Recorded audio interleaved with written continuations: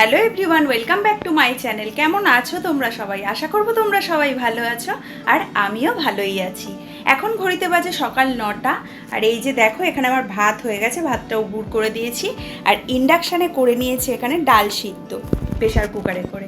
আর আজকে হচ্ছে আমাদের শুক্রবার, আর তার জন্য বিউলির ডাল সিদ্ধ করে রেখেছি। আর করব আলু পোস্ত আর পাঁপড় ভাজা, এই হচ্ছে আজকের মেনু। আজকে অনেকগুলো কাজ আছে। মেয়ের আজকের ফাইনাল রিহার্সাল, কারণ সন্ধেবেলা ওদের স্কুলে অ্যানুয়াল প্রোগ্রাম আছে। তো সকাল 10:30 নাগাদ ওকে দিয়ে আসতে হবে ওর বান্ধবীর বাড়িতে। ওখানে ওরা বান্ধবীরা সব একসাথে রিহার্সাল করবে। তো যাই হোক, এছাড়াও ঘরের সমস্ত কাজবাজ করতে হবে। তোমাদের দাদাভাই একটু বাইরে গেছে, এক্ষুনি চলে আসবে, হয়তো 10টা নাগাদ বেরোবে। তার আগে রান্নাটা কমপ্লিট করতে হবে। তো চলো ভিডিওটা পুরোটা দেখতে থাকো। এখানে আমি পোস্তর আলুটা কেটে নিয়েছি, আর এখানে বিউলির ডালটা একটু কাটা দিয়ে নিয়েছি, আর এর মধ্যে দিয়ে দিয়েছি আদা মৌরি বাটা। আর এখানে কড়াইতে তেল দিয়ে দিয়েছি, ফোড়ন দিয়ে ডালটা সাতলাবো। বিউলির ডাল করলে একটু হিং দিলে ভালো লাগে, কিন্তু হিংটা ঘরে নেই এখন, তার জন্য আর কি আজকে দিতে পারবো না। নর্মালি আদা মৌরি বাটা দিয়ে বিউলির ডাল রান্না করবো। জিরে আর শুকনো লঙ্কা ফোড়ন দিয়ে দিয়েছি, ব্যাস সিম্পলভাবেই করব। আর সত্যি কথা বলতে নিরামিষের দিন বিউলির ডালটা খেতে না বেশ ভালো লাগে। আমার ঘরে মুগের ডাল করলে কেউই খেতে চায় না, তাও মাঝে মাঝে করতে হয়। একই রকম ডাল তো আর নিরামিষের দিন সব সময় করা যায় না।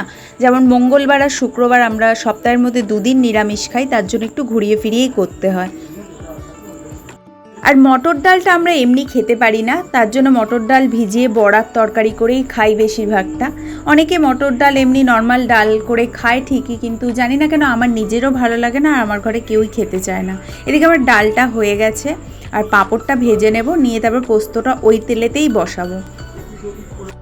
আমার ঘরে অনেক রকম পদ রান্না হয় না, তার জন্য সত্যি কথা বলতে ঝামেলাও খুব কম।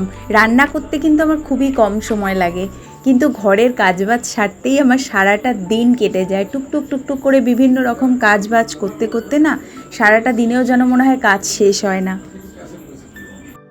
আমার এই কড়াইটা অল্পতেই বড্ড তেতে যায় আর পুড়েও যায়। বেশ অনেক দিন হয়ে গেছে কড়াটা, তার জন্য একদম পাতলা হয়ে গেছে।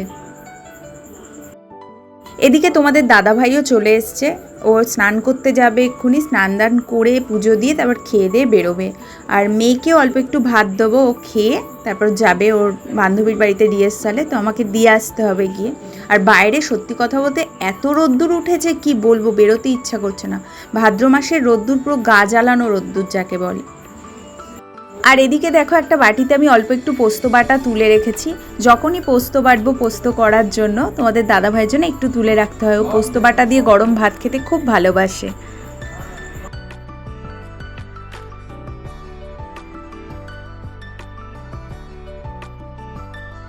এখানে আমি রান্নাবান্না সেরে বেশ কয়েকটা জামা কাপড় ছিল যেগুলো কেচে মেলে দিয়েছি। আর মেয়েকে আমি দিয়ে আসবো বলেছিলাম, কিন্তু আমায় দিয়ে আসতে হয়নি, ওর বাবাই নিয়ে গেছে একবারে যাওয়ার সময়।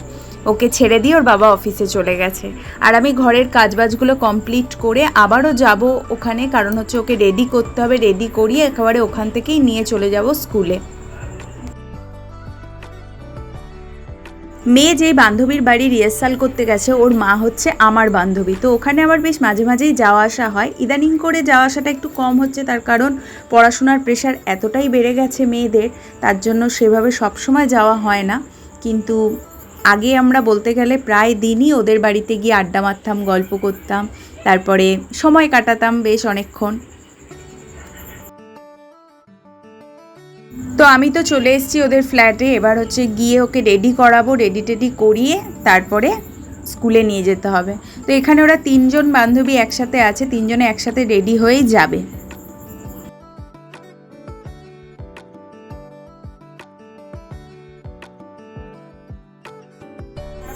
এসে দেখছি ওদের আলতা পরা হয়ে গেছে হাতে পায়ে। তো আলতা পরে একটু হাতে তেল মেখে নিয়েছে যাতে করে কাপড়ে আলতা ফালতা না লাগে, তার জন্য।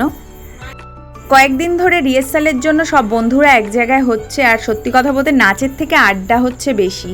তো যাই হোক, এই হচ্ছে ওদের চ্যাম্প খুব ভালো, খুব শান্ত। আর এদিকে ওরা রেডিও হয়ে গেছে স্কুলে যাওয়ার জন্য। শুধু ওরা 3জন না, আরও কয়েকজনও এখানে রিহার্সাল করেছে, কিন্তু ওরা বাড়ি চলে গেছে, বাড়ি থেকে রেডি হয়ে যাবে।